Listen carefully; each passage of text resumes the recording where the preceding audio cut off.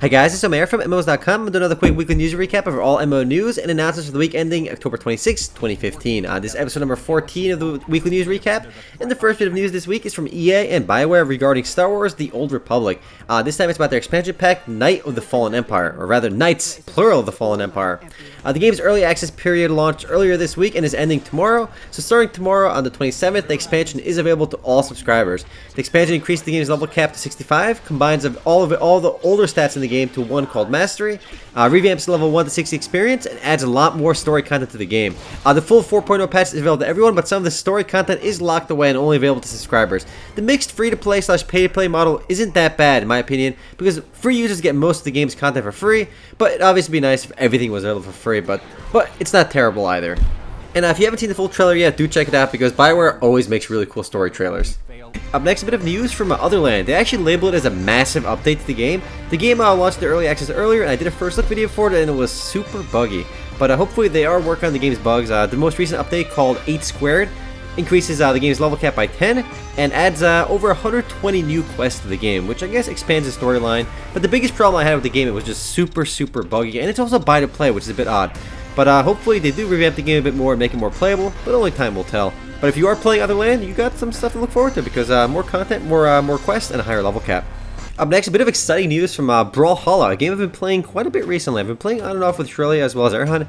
It's a fun platforming / fighting game similar to Smash Brothers, and the news is that Brawhalla is entering open beta on November 3rd, requiring no more beta keys to access the game. The game was available as a buy-to-play early access title on Steam, but it'll be entirely free to play when the open beta rolls around on the 3rd. If you like Smash Brothers, if you like fighting games in general, check it out. I think it's really awesome. I've been playing this for a while already. I'm only gold rating, making my way to platinum, but it's a lot of fun. Moving right along, Duelest enters open beta. The game is from a company called Counterplay Games, and it's a tactical strategy game, and it entered open beta this week. The game's open beta follows a pretty long period of closed beta. The game has been in closed beta for several months now, but it finally went into open beta.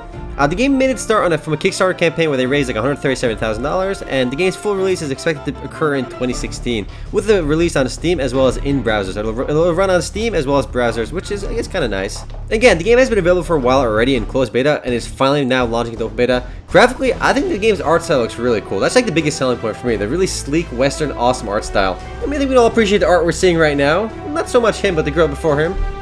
But yeah, next up we got some news about Dragomon Hunter. The game's open stress test has been going on for a while now, and it actually just ended yesterday, and the game's open beta is expected to follow fairly soon after. I mean, they said they're going to have a 3-day maintenance period after the open beta ended, the open stress test rather ended, which was again yesterday, so the open beta should be this week hopefully, but nothing's official just yet, but I mean, it should be this week. And if you haven't heard about the game for now, it is yet another anime-inspired title from X Legend, and they're the guys behind Aura Kingdom as well as Eden Eternal, so it's worth checking out, because I think X Legend generally makes pretty solid games.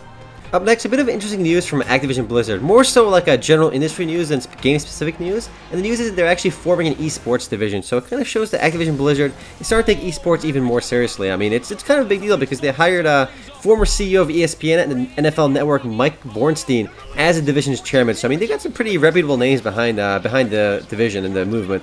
It's interesting to see them like reshuffling this stuff around and announcing this now, because they've always been kind of supportive of esports with their own games at BlizzCon and such, but I suspect this move kind of predates a bigger push towards esports, so they might be trying to make a TV appearance or try to put a greater emphasis on esports, but only time will tell. It is cool to see them actually focusing on it though.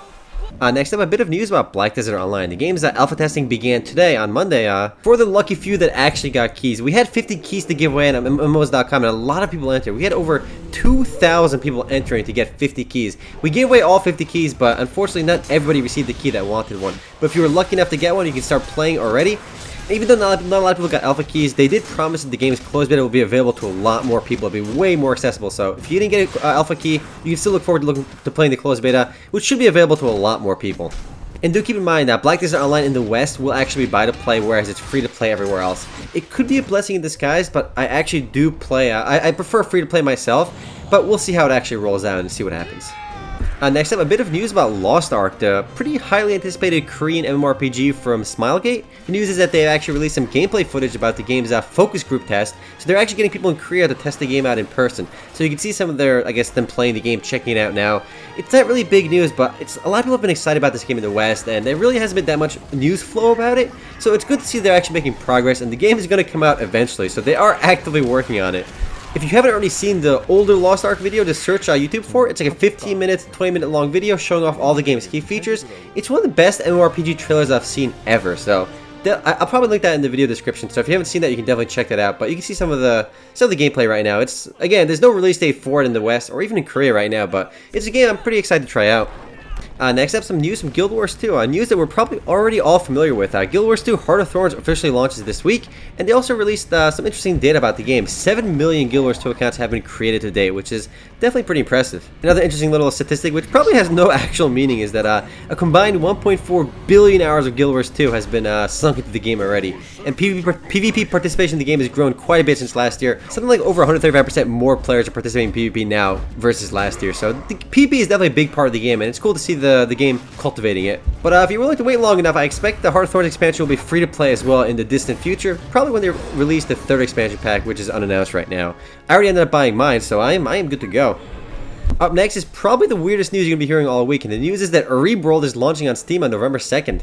And what is Areeb World, you might ask? It's one of the only Arab-developed MMORPGs, and it is coming to Steam November 2nd. Hopefully an English version will be out. It'll be a buy-to-play title, and actually looks a lot like some Korean grinders that most players should be familiar with. It's just interesting to see an Arabic-developed game, considering most of these games are made in Korea. Not too much information is known about the game. It's been out in Arab World for a while, but we'll be seeing it for the first time on November 2nd. Hopefully in English, but again, we'll find out. Next up is a bit of news about Robocraft, and it's actually not a Halloween update. But I should also mention there are actually a lot of Halloween updates going on this week, so if you're check out your favorite games, there's almost always going to be an event going on for Halloween. But with Robocraft, the update is called League of Mechs, so I mean, you can kind of guess what the update is all about based on that alone. And it's they are introducing leagues to the game, so it's kind of an added matchmaking system with different ranks, including Bronze, Silver, Gold, and Plutonium. They were too cool for Platinum, they had to go with Plutonium. So basically, you climb up ranks and you play against people better suited for your skill level. But yeah, that is it for all major MMO news and announcements for the week ending October 26, 2015. I'll see you guys tomorrow for the podcast. Later, guys.